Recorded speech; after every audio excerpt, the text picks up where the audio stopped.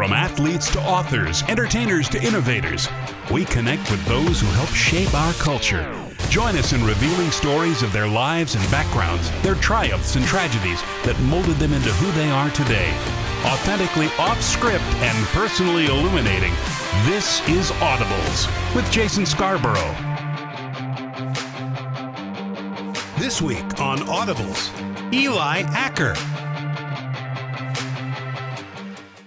So you were born and raised in Columbus, Mississippi, right? Right Yes, there sir. in the Golden Triangle. So how would you describe growing up there in the Golden Triangle? Man, it's awesome. So it's the Golden Triangle, Columbus, Starkville, and West Point. So you got a bunch going on. I mean, West Point, home of golf. I mean, you got Old Waverly and Mossy Oak. Mossy Oak wasn't there when I was growing up, but when I got into high school, they built it. And then Starkville, Mississippi State's campus. So growing up, there was always something to do, whether staying in Columbus or going to West Point or Starkville. There was always something going on. An Ole Miss offensive lineman growing up there in Mississippi State's backyard. That's interesting, isn't it? It is. So my dad grew up in Oxford. At first, he was born in Columbus, and then when he was around 3 years old, his family moved to Oxford. And so my grandparents have been here for a long time. And ever since then, I mean, they grew up Ole Miss fans, and so that was implanted into me. And so growing up, I was always an Ole Miss fan and wanted to come play here. You've got two sisters, and I hear they're pretty hard on you. They keep you in check. They do. What's your relationship like with your sisters? It's really good. So I have a twin sister, and so it was kind of different growing up. When I was in the first grade, I got held back, and she went ahead. So we're never in the same grade, so it never really seemed like we were twins. And then my oldest sister, Mary, she's 3 years older than me, and she lives in New York now, but we still talk pretty regularly. So I heard a story about you when you were young. You were about 4 years old, and you had crawled into the your family Suburban, and rolled it down, I guess, to the wood line there. And your mom says, what are you doing? And you said, I thought I saw a deer. So hunting was really important for you really early. It was. That's a funny thing. 2 days ago, I told that story to somebody because somebody's kid did it, and I was talking to him, and I was like, I actually did that when I was younger. But I still remember it. They got pictures. It was my dad's Suburban down in the ditch by the house because I got in and put it in gear. Oh, that's so great. That's one of the best stories I've heard. Yeah. You saw a deer, man. You were going after it. You had a lot of times with your dad hunting growing up. Do you have a favorite memory with your dad hunting? Man, there's a ton. I mean, my dad, whenever we were younger, he had an old camera, and I found some of those tapes a couple years ago from like the time I killed my first deer and like first duck, a bunch of different stuff. And the childhood memories is always fun, but I mean, there's so many to count where it's hard to tell just one. Your experience with the Grove started really early too. I mean, you were running around here in the Grove when you were like 3 years old. Then it morphed into throwing the football, climbing trees here in the Grove. So what are some of your fondest memories here in the Grove when you were young? Man, there's just like that. There's a bunch of them. I still remember when I was younger, my cousin, my dad's sister, his family grew up in Oxford, and so he always had buddies in elementary school and middle school, and I would always play football with them in the Grove. And I remember there was one time we played Auburn, and it was like we had 11 on 11 in the Grove right out beside the Union, and we played, and that's one memory I still remember. Who won? We did, of course. Of course, yeah. I mean, at least it makes for a good story. Yeah, for sure. So you obviously grew up big Ole Miss fan because of the influence by your dad, John. Your dad being from Oxford, so it's not much of a surprise that the inspiration for your name came from former Ole Miss quarterback Eli Manning, right? Yes, sir. That's what we didn't talk about it too much when I was younger, but I mean, the time I was born in 2001, and that's when Eli was really getting going at Ole Miss. So, have you gotten to meet Eli? I've met him once. Yeah. Yeah. Did you get to tell him that story? No. Oh, come on. You got to tell him that story next time you meet him. So, do you feel like your athletic ability? Your dad played quarterback at MC, Mississippi College. You feel like your athletic ability primarily comes from him, or is there someone else in your family? Yes, so both my granddads played at Mississippi College as well, and my great granddad played on my mother's side. He played at Ole Miss. His name's Bernard Blackwell. The Mississippi All-Star game is named after him, and he played here. And funny story, he played here and got drafted to the Giants, but he could make more money coaching high school football than he could playing in the NFL back then. So that's what he went into high school coaching, and then now is in the Mississippi Hall of Fame, and maybe in high school football Hall of Fame, because the Mississippi All-Star game is named after him. I cut my teeth calling high school football in this state, and I did not know that. Yeah. Mm-hmm. So that was your granddad? Great granddad. Great yeah. granddad. Mm-hmm. Wow. Never knew that. You learn something new here on Audibles every day.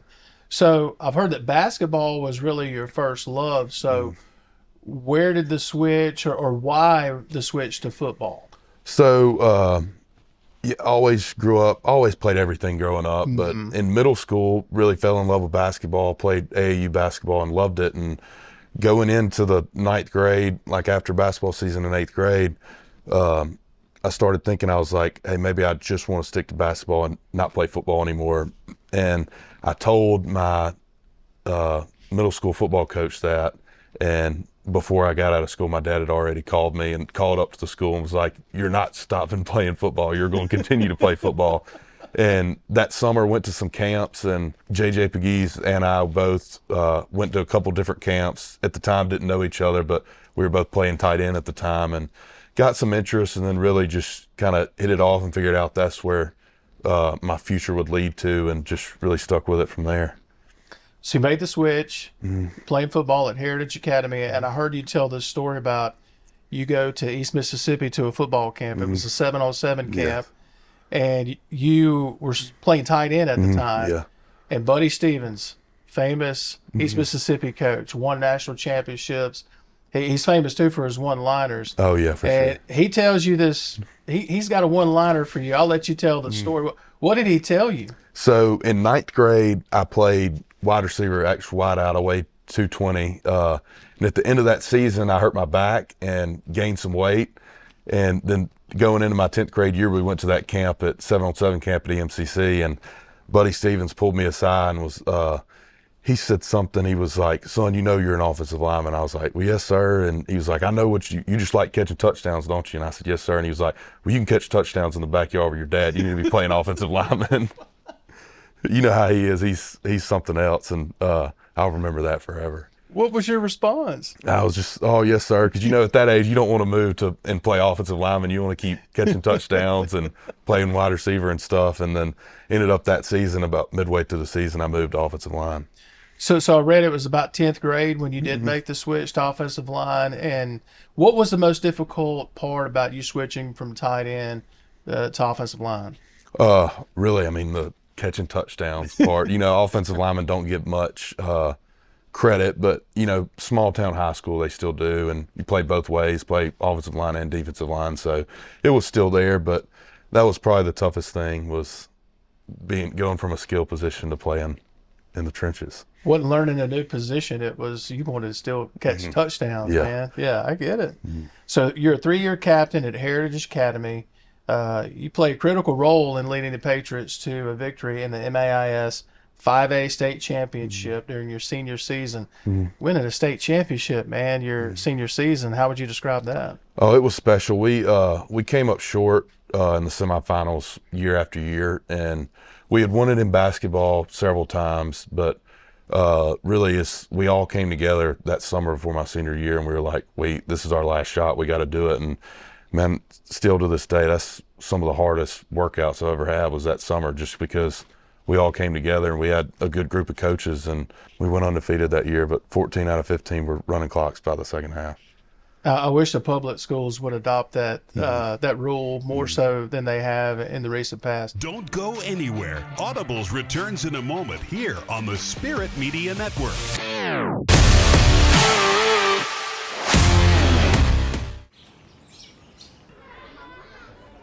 It's your front door. You decide who and what comes inside. Shouldn't it work the same with your doorway to the internet? That's why C Spire created Connect and Protect. So age-appropriate content comes into your home, and the rest stays out there. C Spire's new Connect and Protect plans, starting at just $30 a month. Get the best devices for your kids with free guided setup today. C Spire, inspired by you. Candid and intimate conversations with those who help shape our culture in Mississippi and the Deep South. Watch Audibles with Jason Scarborough right here every Sunday night at 10 p.m. only on WXXV Fox 25. The fabric of any community is its people. It's the commitment to hard work and to be our best. It's where you know your neighbor by name. It's where family is important. At Covington County Hospital, we are your family and friends. That's why your healthcare is important to us. From emergency room visits to primary care to behavioral health, we want to make sure that healthcare is available when you need it. Covington County Hospital, where your healthcare matters.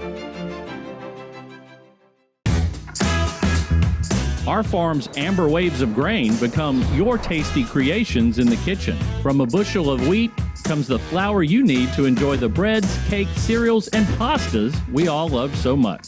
And even if you aren't a world-renowned chef, wheat grown in Mississippi is used in many of the foods you buy on the grocery store shelves. Wheat, just one of the many commodities a Mississippi farmer grows for you.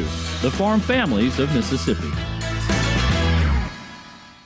Candid and intimate conversations with those who help shape our culture in Mississippi and the Deep South. Watch Audibles with Jason Scarborough every Sunday night at 11 p.m. only on WABG ABC 6.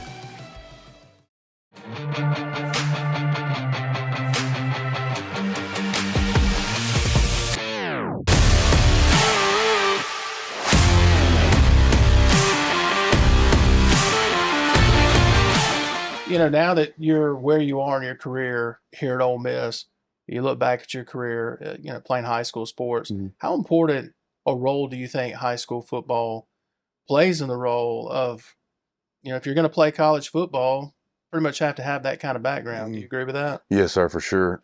There's some guys here that, like Jaden Williams on the offensive line, like he played offensive line maybe 2 or 3 games in high school before he even got to Ole Miss. But it definitely plays a huge background, and there's high school football special because when you're out there playing, everybody in the stands and everybody knows you. So it's got that special kind of bond to it. After being on this high of winning a football state championship with your teammates your senior season, you're deeply involved in the recruiting process now. But then tragedy strikes your family. It was March 2020, I believe. You lose your dad to a heart attack. And I've heard you and your sisters, your mom, obviously on the season and some other places, just talk about you experienced some dark places after that, to the point where you were thinking about giving up football and you were just self-described in a bad place. How in the world did you pick up the pieces and move forward after that? Man, I really did. I got in a bad place, got into drinking way too much and all kind of other stuff, and just dug myself in a hole. And then finally just got some good people around me to kind of lift me up. And really, there were days where I was like, man, I just want to give this football thing up. Like I don't want to do it. And then even days at Ole Miss where I was out on the practice field and I'm like, man, I don't know if I want to do this. This is tough. Like just got myself down in a hole. And then remember one day, people brought me up, but one day sitting in church, I heard the story of Job. And I'm not sure if you're familiar with it, but that really changed my perspective, changed the way I was thinking, and really dove back in to the Word, and just that, it turned my life around so much, just trusting in God and that His plan, no matter what. And every day I thank God for the blessings, good and bad, because without the bad, you never know where you would end up. I wouldn't be where I am today, but just trusting in Him, and my life changed completely. I was so impressed with, and I told you that before the interview, so impressed with your response to that, your family's response to that, because not everybody responds that way. And to have your family and to have people love on you. So that was pretty much the motivation for you to continue, because you had people loving on you. And like you said, you got involved in church. You got deep in your faith. Well, that was pretty much the motivation for you to continue down this football path, correct? Yes, sir, for sure. And I owe everything to my sisters and mother, because there were days where I was rude to them and just ugly, just because I had turned to this person that was so dark just because of everything that was going on, but they stuck with me and stayed by my side and really helped pushing me, and I owe it all to them. I did hear a funny story that you told during the recruiting process. So we'll try to switch to more of a lighthearted topic. You were talking about Matt Luke and an assistant being in your living room. And I want to tell it right and make sure I get it correct. They get text that they had been relieved of their duties. And then you guys find out that Lane Kiffin is the new coach. And do I have the story right? It was pretty awkward, So it right? was Coach Bignell and Coach Peeler, the O-line and wide receiver coach. They were doing an in-home visit and talking with my family. And I'm sitting there and my phone just starts blowing up. And I'm like, what is going on? And I look at my phone and all my buddies, high school buddies, are like, Coach Luke just got fired. And I see it and I just set my phone back down and I'm like, all right, this is weird. And then I could tell the coaches' phones were buzzing, and then Coach Peeler got up and walked outside and then walked back in and was like, he said, well, Bignell, Luke just got fired. And Coach Bignell looked at me and goes, well, son, hope you have a great career at Ole Miss, but we probably won't be there. And that was just like what in the world is going on? Because it was a couple weeks before signing day. I mean, maybe a month before signing day. And that whole process was crazy. So Coach Kiffin got hired, and on my official visit, they didn't have an O-line coach yet. They hired Coach Clements. He flew in like the second day on my official visit, and he had never even seen Oxford before probably. And he comes up to the facility and he's like, hey, I'll be your coach. And it was his first time seeing the facility. It was nuts. Man, so much for not being a very eventful recruiting process, right? Do you remember your first interaction with Coach Kiffin? Yes, I do. This is a funny story. So we interact with Coach Kiffin some, and then we had a meeting with my mom and dad and Coach Kiffin and Coach Wilson Love, who was the strength coach at the time, and they were kind of asking me what I look for in Ole Miss, what I wanted it to be, and I said, man, I was in the stands whenever Ole Miss beat Alabama in 2014. I was like, that's how I want it to be. And Kiffin kind of chuckled and laughed, and he was like, yeah, I was there too, but I was on the opposing sideline. He said that day wasn't too fun for me. But really, I mean, that's kind of what, looking back then, I mean, Ole Miss, I think that year had won 4 games, but looking back now to what it has shifted to is pretty awesome to see. That's awesome. So you do come to Ole Miss, you redshirt your freshman year, 2020 COVID season. When you look back at that now, kind of how things have gone, you feel good? You feel better about that decision to redshirt then? Yeah, for sure. So technically that was the COVID year, so I still have a red shirt if I want to take it. But yeah, that I tell people all the time, that was the longest football season I've ever had because you'd wake up, you'd have to be here at 5:45 on Monday morning getting COVID tests, and it was not, you wouldn't know until the night before if you were going to play a game. I mean, just because of how hectic everything was. But it was fun looking back. I mean, and then that next year you kind of get to be around guys on your team more. So you kind of build a bond. But yeah, looking back, I'm glad redshirt that year. So you redshirt 2020 and 2021 rolls around, and you get to play in 10 games. You start the final 4 games of that 2021 season. Ole Miss, their offensive machine, they were ranked 6th in total offense. So you're getting meaningful snaps in the Lane Train's offense now. When you look back at 2021, what can you share from that experience? Man, it was awesome. So it's that's kind of the point in my life where things started to change, like spiritually. Like my freshman year, I was dealing with all that, and things started to change spiritually, and that's kind of when I saw things lift up too. And so that shows you the power in prayer and everything. But man, it was awesome, just because that was always a dream of mine. And like running out, I know we lost the Sugar Bowl, but running out in the Superdome and playing in that game, I mean, it's just stuff like that. Most people say you don't realize it until further down the road, but thankfully I've been able to realize, like, just in those moments, just to take a breath and realize like how special they truly are. So 2020, the COVID year, you guys, I mean, everything was shut down, so there's no Walk of Champions.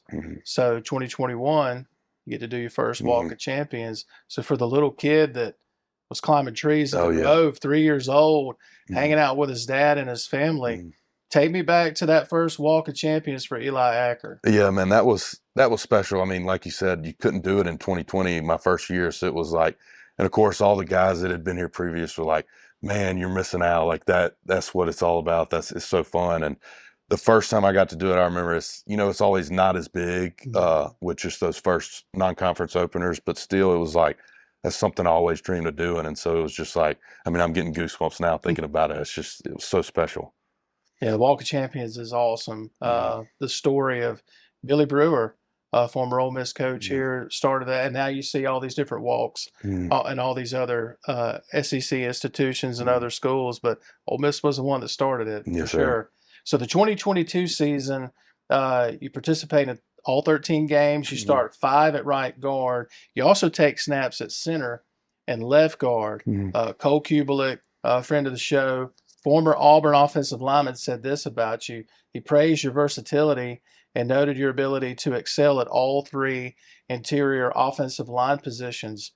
I mean, you're going from primarily playing right guard, and then you go to center, and then you go to left guard. I mean, that's a lot to keep up with. So your versatility, it's an addition to the team for sure. Yes, sir. Really, I mean, that's, you take so many steps with practice and doing Indy and all that stuff, so you get it down. But really, the main thing is mentally, you have to take so many mental reps because you go from right to left. I mean, play switch and all that stuff, and you got to switch it in your head. So really, that's mentally is where it's the hardest, and you got to know the playbook forwards and backwards, just so that way you're able to switch back and forth. Don't go anywhere. Audibles returns in a moment here on the Spirit Media Network.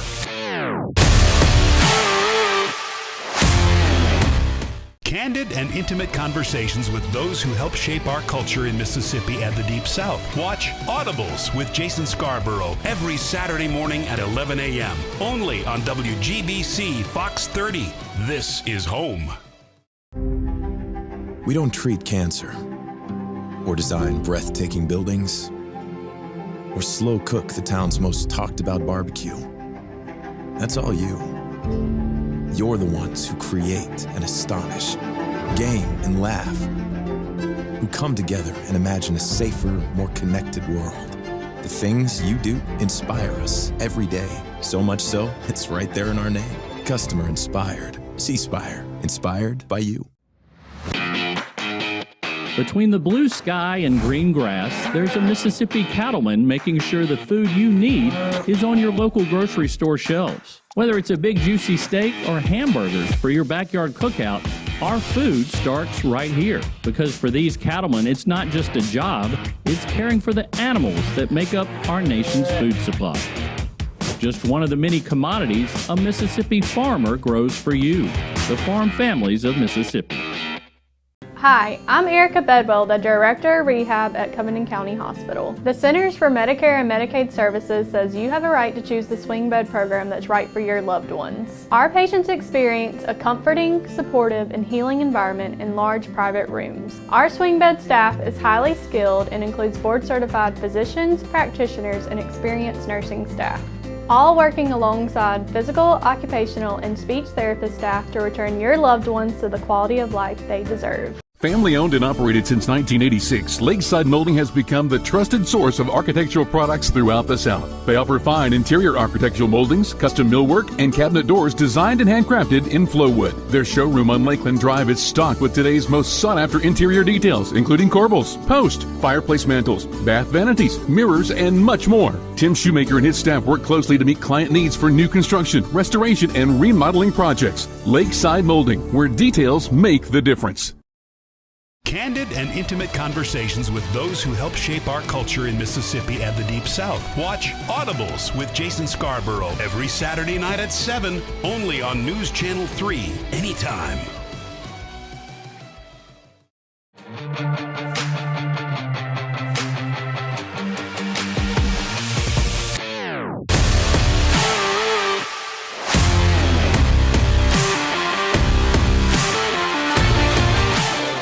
That 2023 season, I saw, speaking of the season, you took Jackson Dart, Walker Howard, and I believe it was Reese McIntyre I love that episode. Y'all go fishing out at Acker Farms, Yes, I think sir. it was. And corporations and Fortune 500 companies, they'll spend oodles and bucoodles of money on team building exercises, team building programs.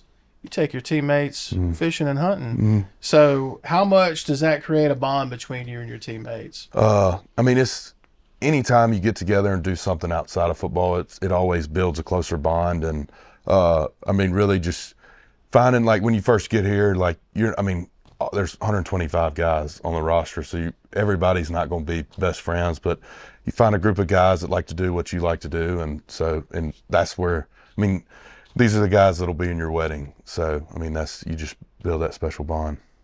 You get the sense from this team that it's, and I don't know that you could say this about some of the Ole Miss teams that we've had in the past, but with this one, it really feels there's a sense of brotherhood going into the 2024 season. Do I have that correct? Yes, sir. So we have a leadership council, which consists of about 12, 14 guys. And so last year we came together and we were like, we had to build something. We had to build a foundation of what this program is about. And we have a couple core values, and our foundation is brotherhood. And that's what it's got to be all about, because when adversity hits, I mean, you got to all come together and play as one and be one. Talking about that 2023 season, I want to go back for a minute. There's so many good moments from 2023. Do you have a favorite moment that stands out to you? Man, that LSU game was special. Yeah. Like I said, talking about the 2014 Alabama game earlier, storming the field, getting to jump on the field, and it was like, that's another moment where I was that little kid, like, hoping I would be there one day, and then getting to be in that moment and live in that moment it's just pretty special. Yeah, if you're watching that game from the stands, though, and you're an Ole Miss fan, or you're watching at home, I don't know how much fun it was, to be honest with you. It was fun when the final whistle was blown. Yes, sir. There was so much electricity around that game, too, and it was, nationally, regionally, there was just so much electricity in the building before, during, and after. What'd you do to celebrate? I can't remember. I think that game ended so late, I can't remember what we did. You're probably so tired you went home and went to bed. Yeah, more probably so. likely. So you guys have built this incredible roster, both with incoming and current players that are already here.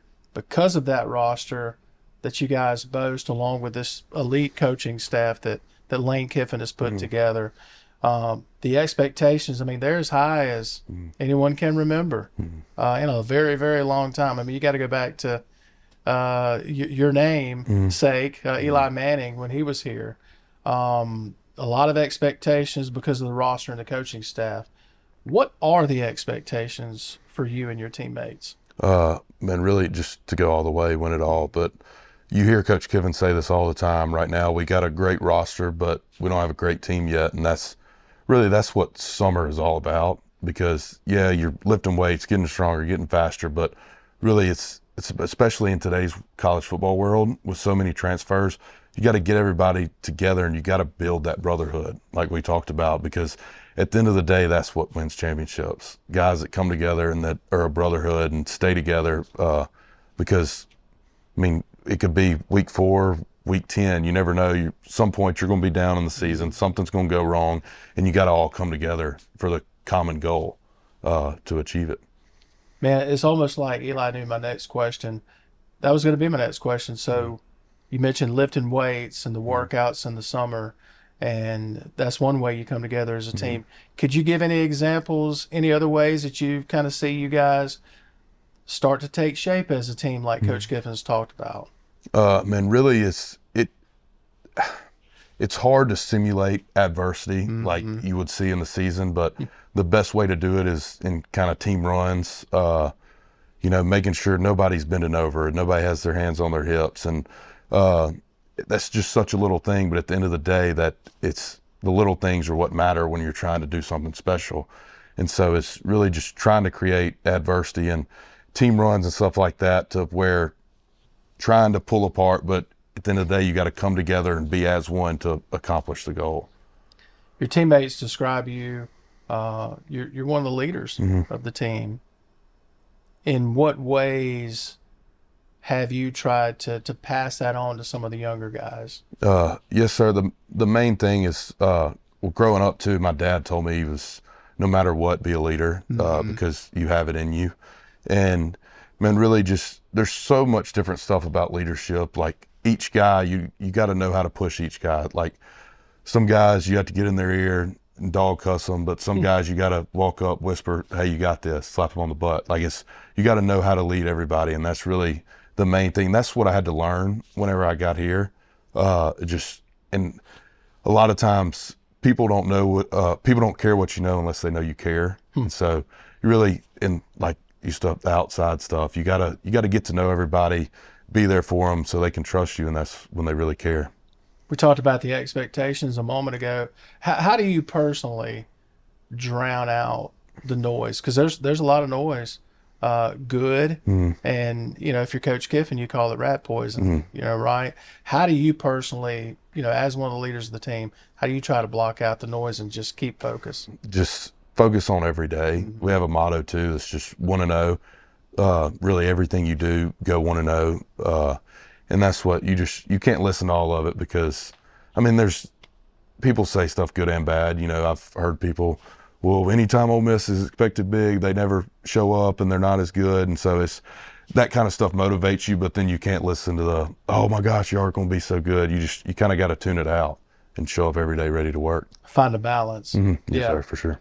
So I hear that you're pretty much the one that when you have these transfer guys come in, you're the one, Mr. Ole Miss, that educates the transfer portal guys on certain rivalries, like the Egg Bowl, yes, sir, like LSU. So what do you do to educate those guys? Man, really, it's the Egg Bowl is so special, and not a lot of people, like especially transfers coming in, you got 1 year left to play. You don't realize how big it is, but something we do every year, the week of the Egg Bowl, Tom Luke, Matt Luke's brother, comes in and talks to the team about, how it was growing up in Mississippi, how the rivalry is. And like some of the stuff he says was like, that week, like whenever you're in elementary school on the playground, like you're fighting, like, because that's how much it means to you, like whenever you're a little kid. And like, because I felt that. And growing up in Columbus, it was me and another buddy that were Ole Miss fans, and everybody else was Mississippi State fans. And so it was growing up fighting on the playground just because we loved it that much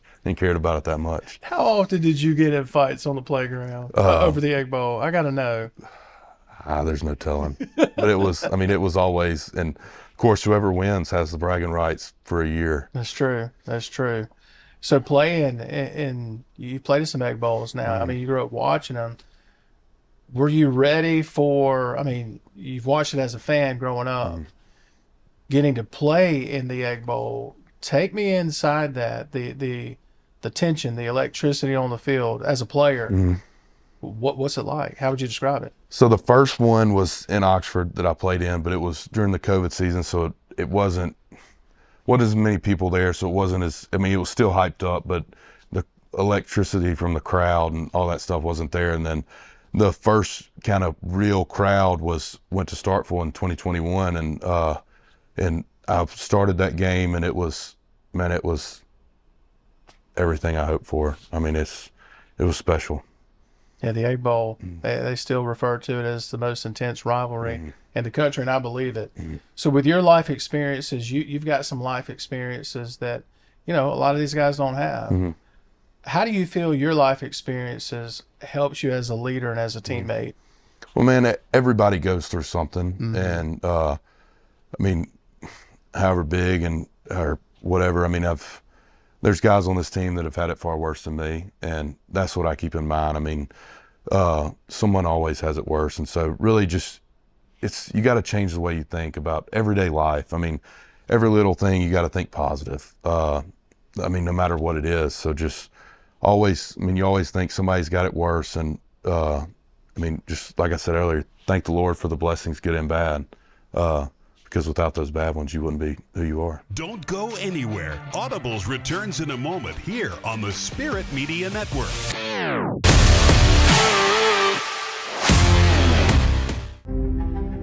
We don't treat cancer, or design breathtaking buildings, or slow cook the town's most talked about barbecue. That's all you.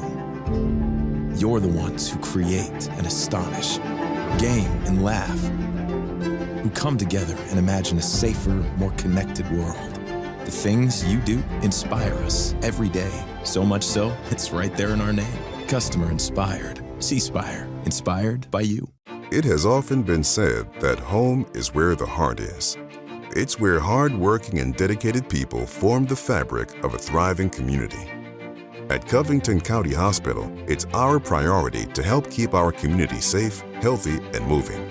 With our primary care clinics and services, we are working to keep you healthy. Because home is where the heart is. Home is where family matters. Covington County Hospital, where your health care matters. Harvested in June and July, Mississippi-grown sweet corn arrives just in time for your cookout or outdoor get-together. But you better be quick. Once Mississippi-grown sweet corn appears on your local farmers market shelves, it disappears just as fast. There are so many ways to cook and eat Mississippi-grown sweet corn, but of course our favorite is corn on the cob. Sweet corn, just one of the many foods the Mississippi farmer grows for you, the farm families of Mississippi. Candid and intimate conversations with those who help shape our culture in Mississippi and the Deep South. Watch Audibles with Jason Scarborough every Saturday night at 10 p.m. only on Fox 4.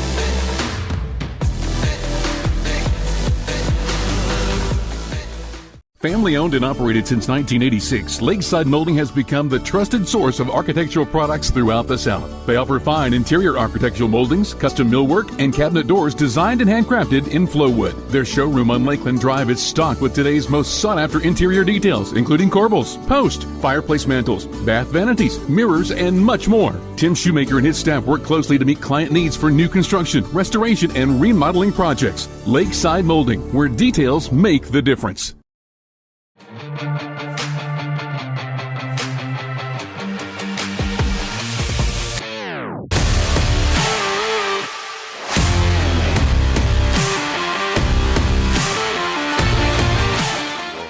You're such a nice guy, man, and just watching you on the season, watching you in pressers, watching you on the field with your teammates, and just watching you. You're such a nice guy, but to be an offensive lineman, you got to have a little bit of a nasty streak, right? Yes, sir. When you cross the white line, you got to flip the switch. How do you turn it on and off? I don't know. It's just you just do it. I don't know how to explain it. How long does it take you to dial it down after a game? Does this take a little while? A little bit, yeah. Really? Yeah. Kind of got to sit and breathe.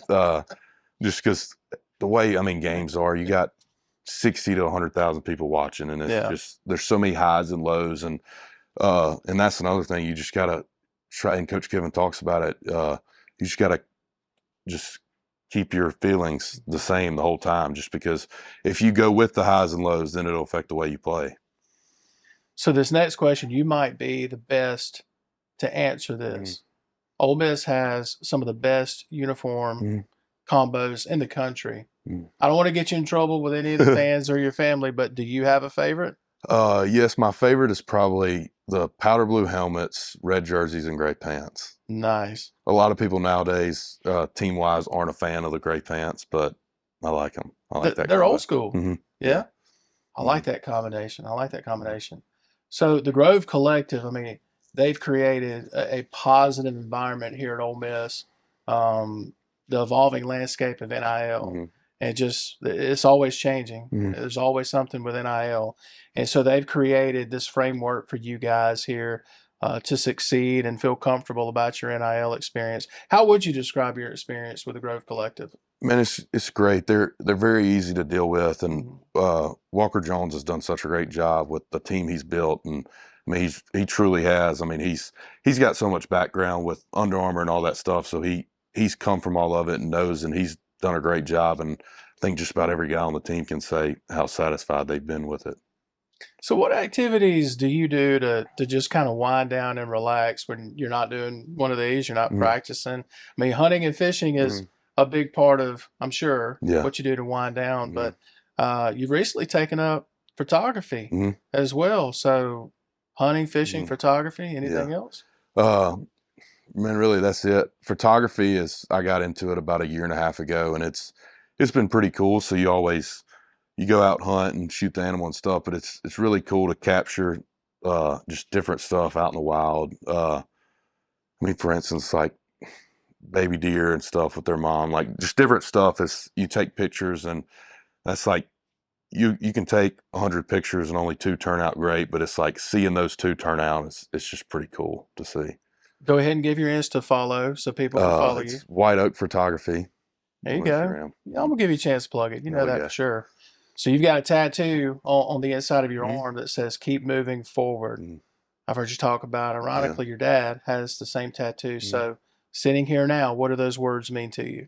Man, my dad used to always say, no matter what, you got to keep moving forward, whether it's an inch or a mile. Just no matter what happens in your life, you just got to keep plowing through, keep taking steps, and can't take steps back. And really, that's just kind of a motto. You know, anytime life hits hard, you kind of got to remember that and just kind of keep pushing, because there will be brighter days, and every storm runs out of rain.